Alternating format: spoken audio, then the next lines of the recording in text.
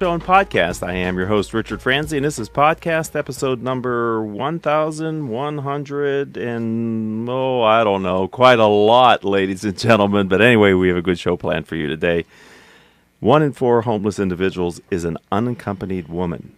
That's 25% of the homeless population, ladies and gentlemen, a population that is severely underserved and overlooked nationally and locally. Elizabeth Hendershot from WISEPlace joins us to share how their nonprofit is making a difference. Elizabeth, welcome to Critical Mass Radio Show. Thank you for inviting me. You're welcome. So let's start, before we talk about the organization, the mission, let's talk about you. Can you tell us a little bit about you and your professional background, kind of how you got to where you are now? Well, interestingly, I have a background in sales and customer service my whole life with a focus on the client's experience.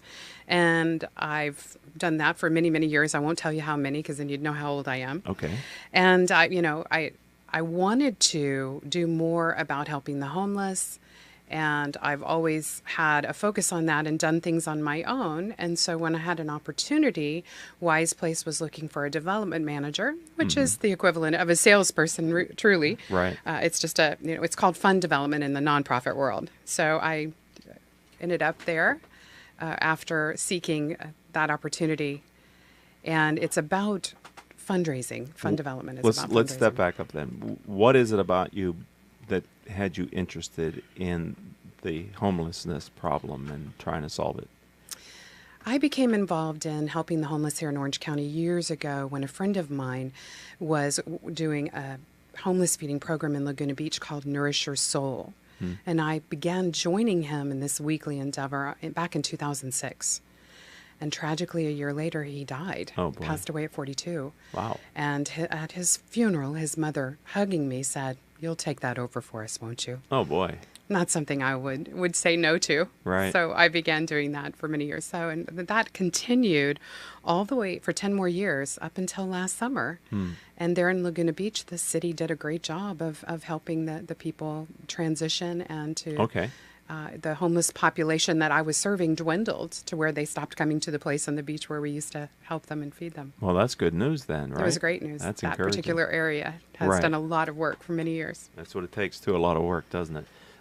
Okay, so let's change the focus away from you, Elizabeth, to WISEPlace. First of all, the name. What's the significance of the name, WISEPlace? It's an acronym. WISE is an acronym for Women Inspired, Supported, and Empowered. So WISEPlace is a place for women to be inspired, supported, and empowered. So tell me more about the organization then, please. Well, it began just 6 years shy of 100 years ago. We opened our doors in 1924 as a YWCA, a franchise of the Young Women's Christian Association. Wow. Out here? In Orange County. Oh, my goodness. Yes. That's a long time for in Orange County years, right? Yeah. Yes. 90-some years. That's awesome. Okay. Yeah. And we moved into the building that we're in Santa Ana. We're near Broadway and 15th Street in Santa Ana in 1951. And over the years, women came to us for assistance. What type In of addition to the YWCA, women in the neighborhood and around in the surrounding area came to us for assistance. And that included many different types of things. They came for some of our programs. Some of the women who came to the YWCA began to help them with helping them look for a job or find resources and things like that. Mm-hmm. So are there special needs that unaccompanied women have that are homeless over what we might generally assume or associate to being homeless? Well, if you think about it, they're a very vulnerable population. Okay, so an safety. unaccompanied woman is, yes, safety specifically. An unaccompanied woman means even if she had children, she may or may not have children, but if she does, they're not with her. Okay. They're either grown, if they're part of the senior population that's homeless, or she's given her children voluntarily to someone to take care of because she's homeless, or maybe she lost them in the system because somebody found out that they were living in a car or in a park. Okay. So safety is the issue, being unaccompanied. There's a lot of things that happen out on the streets. So you were saying she might be part of the senior population. Can you share a little bit more about that? That sounds like that's even more scary to think that there are senior women unaccompanied that may be out there as well that need services. Well, I'll give you an example. At WISEPlace over the past 12 months, 45 of the 172 women that we helped were seniors 55 years and older. Wow. So the 26%. Yeah. Just in the past year. Is that on the rise, or do you know? I mean, has that been constant that there is that large of the population that's 55 or older? Or I don't have the Okay. statistics on for all of Orange Sure. County and what's out there in front of me. However, if you think about it, affordable housing is a big challenge here in Orange County. Yes. So if a senior, if someone's retired, as an example, and they're living on a dual fixed income, a income, fixed yeah. income, and if their spouse passes away, suddenly they're living on one income. Right. It's only a matter of time before she's in the car with the dogs. Wow. Is that the first place, the car? Assuming you have a car, that's If you have a car, Yeah, if you you're know, fortunate enough to have a depending car, on- right? Typically the first place is they reach out to family. Do they have family around? Right. And that runs its course, Yes. and then they're left to their own devices. Okay. So, can you tell me a bit about the philosophy of the organization, kind of how it's growing and leading? What's the core philosophy of WISEPlace? Well, it's to help the women in the 1 in 4 movement, which is pointing out that 1 in every 4 homeless adults in our country are unaccompanied women. Now, it's my understanding here in Orange County that the percentage is higher than that. Oh, And so we focus on helping the unaccompanied women because there's less resources available to them. Typically, the funding that comes down is focused more on families and more on children, rightfully okay. so. Right. I mean, you don't want children trying to go to school while they're living in a park or in the backseat of a car. Right. So a lot of the funding ends up focused on that. Okay. And so there's less funding available for unaccompanied adults. So, And the women being, with the safety issue, we focus on helping and serve them. yeah, I mean, I'm shocked that it's that high, that 1 in 4. I don't know if 1 in 4 are also unaccompanied men, if that's, and then the other 50% are kind of couples or something, but still, I don't know but that's just a shocking number to think that it's that high, and it's not just here in Orange County, but it's across the country. So I'm wondering, when you're out fundraising, so you're a development manager, so you're out there developing funding sources. What type of organizations do you go after for help? I mean, can you talk a little bit about the philosophy you're using to develop funding sources to continue to offer the services for WISEPlace? Well, when it comes to funding in a nonprofit world, it comes from different buckets. You have Yes. individuals who give, you have corporations who give, you have foundations and grants. So you seek those. And so those are kind of the typical buckets. Okay. And then there's different layers within each one of those. Right.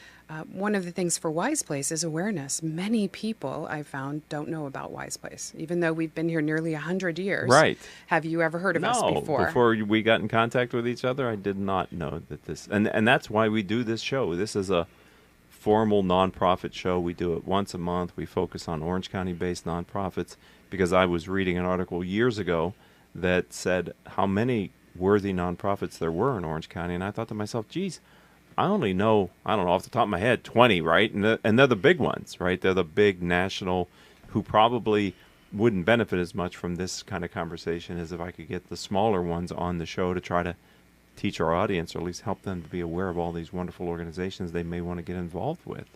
So that's why we do this show, because good organizations like WISEPlace I didn't even know existed. And didn't have any idea that you've been around for almost 100 years. That's like... It's going to be a big celebration in a few years. Okay, when we reach well, 100 years. yeah, we'll have to call me. I'll come and party with you. What are some of the services that WISEPlace offers, and why is it important for people to have access to these services? So something that's a little bit different about WISEPlace, as a homeless shelter for women, a lot of people automatically assume that we're just giving a handout and it's going to continue to have the same issue, that they're not really getting help. That's not actually our focus. We help women transform from experiencing homelessness to independence. Okay. It's a very structured program. Oh, it is? Yes, it is. It's very structured to help them find a job. So in the WISEPlace program, the Steps to Independence is a 90-day program. Typically, it's 90 days. And then at the end of the 90 days, depending on the situation, they can apply to extend an additional 90 days into the second step program. Okay. And then a third option after that is we have a separate facility that's called the Positive Steps House, where they can live up to 2 years. So somebody with a, depending on the circumstances, might be able to stay with us and receive services and help and assistance and guidance transitioning up to 2.5 years. But that's a limited view for, I mean, limited number for Sure. 5, right? But the Steps to Independence program is structured to where they must get a job in the first 30 days. So the first initial focus is how to help them find a job, a full-time job. Okay. So we have employment groups.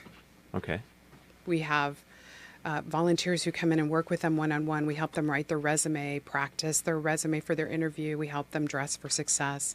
We have a clothing boutique that they can use with suits and clothing in it. We also have partnerships with some of the other nonprofit organizations here in Orange County who provide even more extensive services in that area. Okay.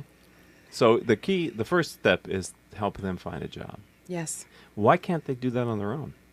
Well, if you're homeless, a lot of people, what's happened over the years is that we used to walk door to door and apply for a position. That doesn't really happen anymore. All applications are done online. That's true. If you're homeless living in a car or on a park, you don't have access to Wi-Fi to Right. that extent. You may or may not have a computer. You may or may not have access to a printer to print out a resume to take to an interview if you got one, but you need to apply online. Okay. So we have a computer resource lab and center where they learn Word and Excel, and they can apply for positions online, and they have accountability within their employment group.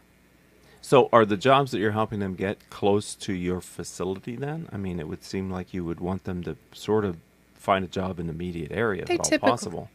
They typically target to look for something in the area. It depends on whether they have a car or not. Okay. Some have a car, some don't. And those that don't have a car, we help provide bus passes for them to get to interviews and to get. So in your experience, when you do help an individual get a job, is there a noticeable difference? I would think that that's the first step on a road towards a much more positive existence for them. So is that true? I mean, getting that job, is that an exciting moment for your people? Oh, yes, because that they began to see that there's hope. Right. That there's some opportunity for a future, especially if they've been homeless for a long time. You know, some of them have been homeless a few months. Some of them have been chronically homeless for years. Wow. And needed some type of support or structure. It's much more difficult to go to a job interview and feel confident to nail that job when you took a shower in the sink at the bathroom at a gas station to go there. Gotcha. What type Yeah. of jobs are you able to help them to get? It depends on the program resident. It depends on their experiences and their backgrounds. And a lot of people assume they think they know what homeless women look like. And they come from all walks of life, all levels of education. Many of the homeless women come to us from domestic violence shelters. Okay. They come to us from recovery centers. So if they've ever had a drug or alcohol issue, that needs to already be behind them. Okay, so you're not... Because we're not a recovery center. It's a very structured program, and there's a time limit. Right. You know, there's timing. So the timing of everything, if you're trying to deal with recovery, it's going to be difficult to focus on getting a job and keeping a job and moving into the next phases of the program, which include our financial empowerment program, teaching them how to budget their money. Oh, you just got your first check. Do you go spend it all on clothes? No. You know, Yeah. there's a minimal program fees. There's they need to buy some food. They need to begin to budget for them on some things. We don't provide everything. Okay.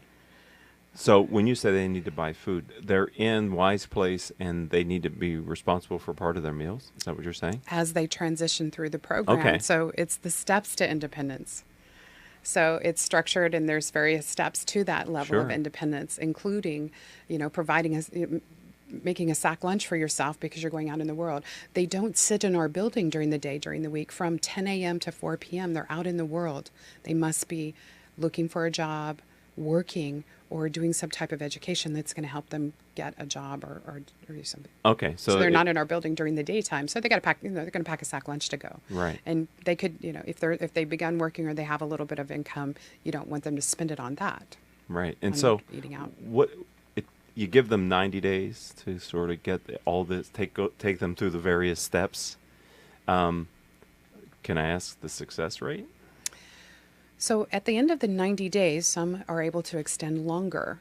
So if you're meeting the program requirements, Okay. and let's say what your challenge was that you had you have a credit issue. if you've been homeless, you've probably had a credit issue. Okay. So now they've needed to clean up their credit. So someone in our financial empowerment program or one of the volunteers that's working with them one-on-one helps them work on what do they need to do to clear their credit? What do they need to do to get back on track? Make sure that if they have children and that they live somewhere else and they're paying child support, making sure those things are in place. So there are times when they'll want to extend an additional 90 days into the second step program. And if they are meeting the program requirements, they can be extended longer because they may need longer to clear up their credit. Right. Affordable housing is a big issue in Orange County. Yeah, that was going to be my next question is, okay, you got them. No, I'm glad we're having a conversation here, Elizabeth. But, I mean, can they find affordable housing? That's a big challenge in Orange County overall, not just for the homeless, but many people. Right. So, a one-bedroom apartment in Santa Ana is about $1,800 a month. Wow. Do you want to venture a guess of if they were to get a minimum wage job, how many hours would they need to work to provide for themselves and rent? How many hours would they need to work to provide? At minimum wage. To pay the rent? To live in Orange County at $1,800 a month rent and, the other expenses that you have. I have no idea. It's about 105 hours a week at minimum wage, which most places... 105 hours? Most places I'm that supposed pay... to work 40? Most places that pay minimum wage are not... they don't allow you to work that many hours a week. Yeah, right. So you would need either 3 part-time jobs and never sleep, or you're going to need to buddy up with someone. You're going to want to find somebody else that you can roommate with. Wow. Do you help that? We do help look for places to live. We have part of our program is helping them find affordable housing. But what needs to happen actually is permanent supportive housing needs to be built for those that have challenges with affordable housing. What is permanent supportive? Permanent supportive housing would be when somebody needs assistance to pay the rent and they're able to get maybe a Section 8 voucher to pay part of their rent, which helps fill that gap. Right. But there's not enough of those available. There's not enough of them around. There's a huge housing shortage for that. So part of what we're doing at WISEPlace is we have launched a capital campaign. We just are finishing our silent phase for that, and we're going to be raising $5 million to reconfigure what used to be the YWCA gym. And I skipped all of that part of the story, but we no longer are a YWCA. We're passionate about helping the women transform their lives. Okay. So we focus on that 100%, and that's when our name became WISEPlace. Okay, thank you. So we're taking our former YWCA gym that used to be the gym where they worked out. It was underutilized for a long time until very recently, and now we have an emergency shelter there. I'll come back to that. Okay. But our future plans are to convert that to permanent supportive housing, put in a second floor, and build 15 bedrooms on each, 15 permanent supportive housing units on each floor. Wow. And that takes at least $5 million. With that and the rest of the configuration we need to do to our very old 1950s building. Right. Wow. All right. So I'm sure people may want to get involved in helping you in the capital campaign. It sounds like you're getting ready to kind of get out of the quiet phase. Let's talk about turning the gym into emergency shelter. What is that about? Most people in Orange County have heard that we've had a challenge here with homeless for a while. There was a homeless encampment along the Santa Ana riverbed between Angel Stadium and the Honda Center. Yes. Many homeless people, if you ever went to jury duty, you saw the homeless people in the Civic Center Plaza. Sure. So with that being dismantled, where were they going to go? So we stepped up to the county and the city and said, we will help be a part of this solution. We have this underutilized YWCA gym, and in conjunction with a contract with the County of Orange, we have opened an emergency shelter called WISEPlace. It's a transitional shelter. It's a low barrier shelter, and it's temporary. So it's not people that are designed, you're not expanding your WISEPlace services, you're just giving temporary housing to people in need. It's completely separate from our regular WISEPlace programs. We call it Safe Place, a safe place for them to be, a safe place for them to sleep. And is it like WISEPlace where they're there at night but not during the day, or is this a 24-hour kind of a...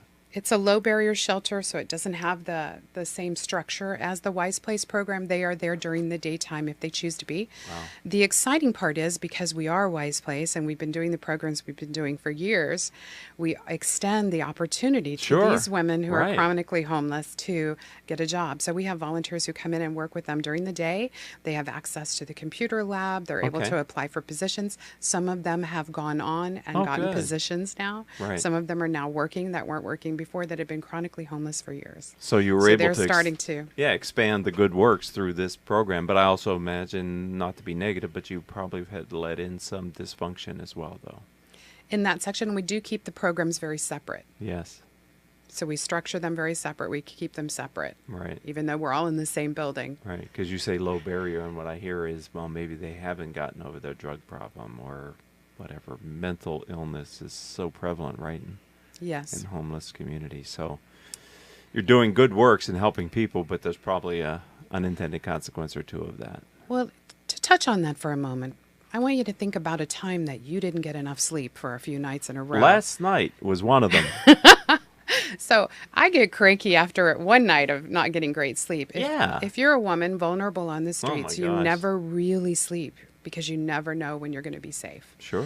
So we've had women come into the emergency shelter, and I think one of them, somebody said they're pretty sure she slept for 2 days. They're not sure she even moved Wow. for 2 days because she was finally in a place where she could safely sleep and knowing Wow. she wouldn't be harmed. That's powerful. That's incredible. Story. Yeah, Elizabeth, that's a great story, though. Unfortunately, we're going to have to end the interview, but I'd like to ask you if someone would like to learn more about WISEPlace, right? Time flies. How do they find you online? You can find us at www.wiseplace.org. Spell it, please. www.wiseplace.org. Well, I appreciate you coming in, sharing the story, being a part of the community. Thank you for the good works that you and your organization are doing for people here in Orange County. Thank you. All right. I appreciate the opportunity. Yeah, keep me informed of your capital campaign. I'm very excited for you to be able to raise that kind of money. That's a lot of money. Good thing they have you, though. Thank you. You're the development director. There's many people on that team. I'm sure there are. I'd also like to thank our engineer for today, none other than Paul Roberts, and our producers without whom we could not do this show, Joan Park, Crystal Nunley, and Haley Stern. I would ask if you want to connect with me on social media, let's do it on LinkedIn. I'm Richard Franzi, Franzi. And until the next show, hope all of your business decisions will move your company in a positive direction.